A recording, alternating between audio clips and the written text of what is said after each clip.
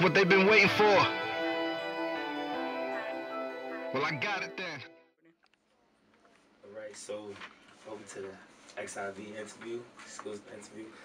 So can you tell us your name, where you from, what kind of music you do, stuff like that? What's going on, world? Stevie franchise, hip hop artist, engineer, all that good stuff, you know. Originally from New York, Queens, born in Brooklyn though, so I show love to Brooklyn all the time. You know, did a year out in Pennsylvania, then Jersey, then I spent my last 6 years in Missouri. I was in the Air Force, just got out, came back home, and all that. So it's pretty much my life in a nutshell. Pause. Nice. All right. So first question. What's the first song that you remember hearing, like that caused you to? It doesn't have to be like your very first song, but that caused you to want to get into music or that influenced you, kind of. I gotta take it back. Probably one of the first songs, one of the first albums I heard was Make's "The Harlem World." Oh yeah. That's my joint. Still my dude Make's. That's probably on 100. My brother testified to that. But Make's probably Harlem World joint, man. Just that whole album period. The joint he had with Total. Yeah. That was dope. Yeah. Nice. That's a good one to have. So like lately, recently, like what have you been listening to? Whether major, independent artists, anything. What have you been listening to lately? I mean, I listen to a lot of stuff, man. I listen to everything from, the indies, like Tron right here, IRENC, Chemistry, JRTM, Just Born Entertainment, all that. And then I listen to everything out there. I listen down south, I throw a little Young Thug in there. Nipsey Hussle, YG, I listen to everything, man. I'm not stubborn or biased or anything like that. I like to get everything just because, I guess I've been around too. Yeah. Being from the East Coast and then in the Midwest, there's a really big Cali presence in there. Yeah. They get a lot of West Coast feel, so and then a lot of down south also, so I kind of got my ears open to everything. That's good. All right. So what songs, like of yours, are you most proud of? Like these are the songs that no matter what you make that's new, like those will always be some of your favorite songs that you've made. One was on one of my first projects I released, Beautiful Mind, back in 2010. I had a joint on there called Little Steve. That was a joint. First joint I ever did strictly for my son and whatnot. I'm actually going to be re-releasing that, remixing and all that, throwing it on my upcoming project, SOS Struggles of Franchise. Plug right there. But, so that one I'm very proud of. And Now or Never, one of my biggest hits, I guess you could say, was the More Drinks, More Bottles. Kind of, whatever. So that's another one I'm very proud of. Did pretty good for me. Got a nice little buzz off of that one. And also deep thoughts off of that joint, off of the Now or Never project or something. Nice. So, is there anything that you would be doing if you weren't doing music right now? Probably this.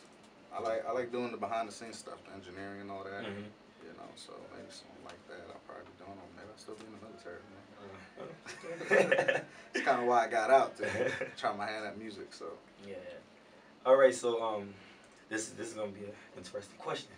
You may know, you may not know, but how many songs have you made? Do you think, like a rough estimate, like how many songs have you made? Probably a couple hundred. I've been doing this since I was like 16. I've been dabbling, messing around with music and all that. My hard drive alone, I think I probably got 100 plus. I got sessions dating back from 2010 on that hard drive. So, easily. And all my projects usually are about 15 songs. I usually try to do about 15. Wow. So, I did about 4 projects, so that alone was 60. Yeah. Or whatnot. So, yeah, I've done a couple hundred songs at the least. That's good. That's a nice collection to have. All right. Like recently in music, they've been criticizing artists about what they say in their songs and stuff like that. So how do you feel about censorship? And like, have you ever made a song and then listened back to it and it was like, maybe this is a little too much? Yeah, I did that a couple times. I've done that a couple times. Where I've censored myself. I placed that. I was like, it might be too much. Yeah. Some people might hear it. But I'm actually stopping that. Like I said, my upcoming project, SOS Struggles of Stevie. It's very personal, more personal than now than ever. Now it was pretty personal. You know, a lot of people found out some things for the first time when they heard that. But this one is really gonna be in there, really into my life, and they're gonna know what's up, what I've been through pretty much. So, but yeah, I've done that in the past, but I'm getting out of that habit. So speaking of that, you said you had a son, right? Yes. How old is your son? 6. And do you let him listen to your music, or has he heard your music? Yeah, he's heard it.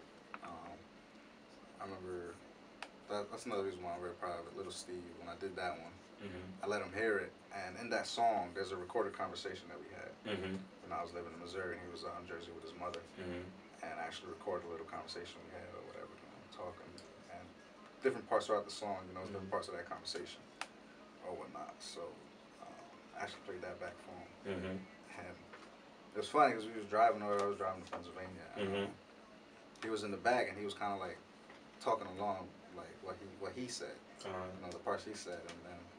He remembered. He was talking back, and then when the song was over, he was like, "Hey, that was me." I was like, "Yeah, that was you," or whatnot. So, yeah, he listens to my stuff. I've heard him, and he'd be in the back. He mumbles some stuff from time to time. Yeah, that's good. I try not to though, because I'm actually pretty vulgar. I've heard. That's what people tell me. I'm very vulgar. So I mean, I try not to, but there's times it comes on in the car. Yeah. That's good. Let him see what his dad is doing. Yeah. I'm pretty sure that's cool to him. Yeah. Like to hear you, like, oh, that's my dad. So okay. So right now you're independent, but long term, like, what are your goals? Like, would you like to stay independent, or would you like to move up to the major, like in the major record label? I guess it all depends. All depends. I mean, indie, major. I mean, I guess if I get a good enough deal, I wouldn't mind going major. I mean, they give you the backing, but at the same time, you grind hard enough as an indie artist, you'll get the same kind of backing the majors again. People have you coming out to this city doing shows. So I mean, either way, it could be a win-win or whatnot. So to me, it don't matter. As long as I'm doing music somewhere, I'm good. Stevie! It's what they've been waiting for. Well, I got it then. Alright, so why did you start doing music? Like, what was the reason to start this whole music thing? I started dabbling in it at first, like I said, at 16, because my boy George Black, who was still right with it, he actually engineers my stuff for me. I try not, when I release stuff, I try not to engineer my own stuff. Yeah. I don't know why. That's just something I have, so I let him do that. But anyways, he's the one who kind of got me into it. He had a little setup. He had his little Mbox One and shit. So he does production a lot. So he would do these beats, and he'd be like, "Hey man, just throw some shit on here so I could work on my stuff." So I just write some bullshit. Yeah. Throw some bullshit together and just throw it on there. And then starting to do it for, I was like, "Ah, it's pretty fun, Waste some time, So then I ended up getting my own setup in my crib and started doing the same thing, downloading beats or whatever. And then like I said, that's 16. Then probably 2010 probably. I kind of was like, hey, maybe this is something I should try doing. Then I started getting more serious about it. Started putting a lot more into it and stuff like that. So I mean, probably because of my son being born, I kind of was like, let me try to do something. Okay. Nice. So was there any particular person, like whether somebody known or somebody family wise, like I know you mentioned your son, but it's like anybody else that inspired you to want to do music, like to take it seriously, like make a. Well, I wouldn't say specifically music, but my parents always had my back for whatever I wanted to do, and kind of gave me and my brothers the freedom, like, yo, whatever I want to do, as long as it's legal, we got your back 100. Yeah. So I mean, they always gave us that freedom. So when I decided to do music, they was all for it. They didn't care. Okay. Yeah, that was actually the next question too. Were your parents for it or against it, but that's good that they had your back 100%. Yeah, they still do. Matter of fact, the first show I did with Just Rock the Mic, they was there. My parents came out for it or whatnot, so that was dope. That's a good look. Yeah, It yeah, was cool. All right, so, I mean, in music, you know, it's pretty competitive. You can say, especially in hip hop. So do you have any rivals or like anybody that? Not that I know of. I mean, I've never heard anyone say anything about me on record. I don't think anyway. Yeah. Those was some subliminal shit I overlooked. Yeah, exactly. But yeah, I've never had anyone say, "Yo, this is towards you" or anything like that. Nah, I mean, as far as I know. Yeah. So so you said you had a lot of songs out and everything. You have a lot of music out. So for all of that, have you ever won an award for your music? Yeah. First one, for More Drinks, More Bottles. Just Rock the Mic Song of the Year last year or whatnot. So How did that feel? that was dope. It was dope feeling, you know, getting recognized for what you do. Yeah. You know, regardless, you know, it ain't a Grammy. Yeah. You know, but at the end of the day, it's still something to be proud of. Your music, someone's, you know, taking out their time to, hey, this person had a dope song, you know, it's dope. Let's recognize him, but let's give him something, you know, so it was cool. I appreciate that. Yeah, that's good. That's good. So how do you feel about collaborating? Like, do you like making collaborations, or do you like to stick more to yourself and you'll do a collaboration here and there? I mean, I don't know. I mean, how I feel about collaborations, I don't care. I'm all for it or whatnot. I mean, I kind of, I guess, stay within a certain artist. You know, I guess, my little people, my little clique that I kind of collab with on every project and things like that. But I guess that's because I was, you know, separated out there in Missouri, being away from everything. But, you know, now I've been home, you know, being able to link up with artists like you and stuff like that. More artists to add, you know. So, yeah, I'm pretty open. I've never turned down a collaboration, I guess. You know, I've never, someone sent me something and I said, nah, I ain't doing it. Yeah. You know, I've always done it, so. That's good. That's good. So is my favorite question. Now, but what is your favorite music magazine? I kind of don't dabble in that. Okay. You know, I mean, you guys, new favorite. My only favorite, actually.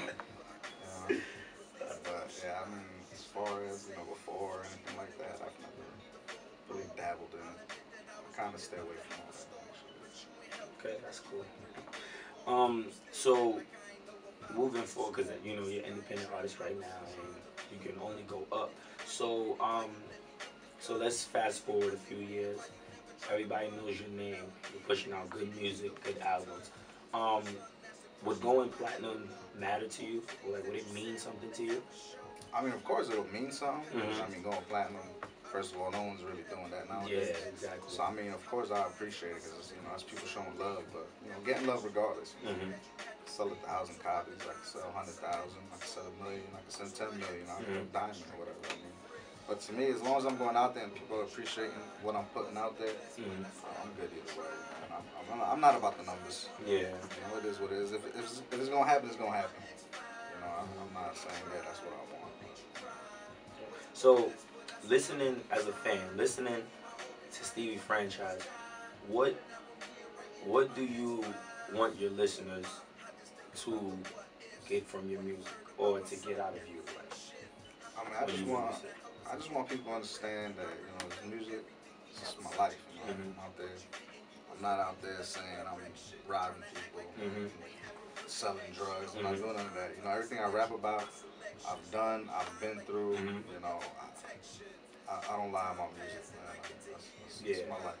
It's my lifeline, pretty much, man. So, you know, everything I do with music is real. I don't play around with that. So I just want people to understand that, you know, it's my life. It's real. You know, that's what I do.